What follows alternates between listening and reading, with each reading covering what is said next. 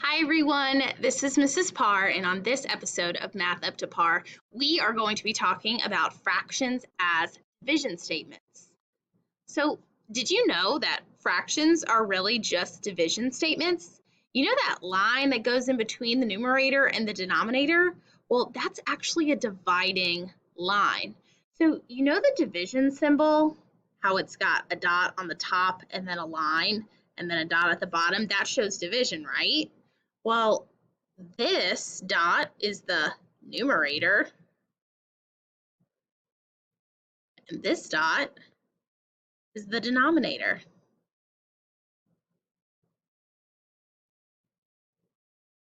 So this line is our dividing line. So that means every time you read a fraction, the numerator is being divided by the denominator. If you've ever tried typing a fraction into a calculator, your calculator is going to divide the numerator by the denominator.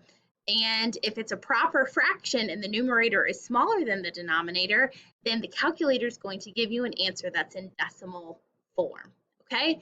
The fraction 5/8 is read as 5 divided by 8. So 5 divided by 8.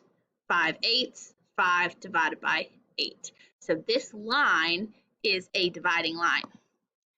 So let's go ahead and write some, let's practice some problems with it. So what division statement is equal to 1/4? And when you're typing a fraction, you'll see this slash here, but that 1/4, that's really the same thing as 1/4, like this. So these two are equivalent together, but you will see fractions typed like this because when we're typing, we don't always have them stacked on top of one another. But that 1 is still my numerator and the 4 is still my denominator. So the division statement that's equal to 1/4 would be 1 divided by 4. Or I could write it in words and say 1 divided by 4. All right, so 1 divided by 4 can be written like this with a symbol or in words, but 1 divided by 4 is equal to 1/4. So what fraction is equivalent to 7 divided by 12? So now we're going the opposite direction. So we have 7 divided by 12, which is the same thing as saying 7/12. You can have 7 over top of 12, or I can have 7 with that slash going sideways if I were to type it. So both of these are equal to 7/12, and both of those are equal to 7 divided by 12.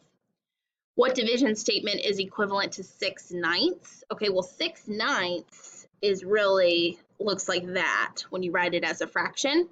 So that would be 6 divided by 9, or you could write it in word form, 6 divided by 9.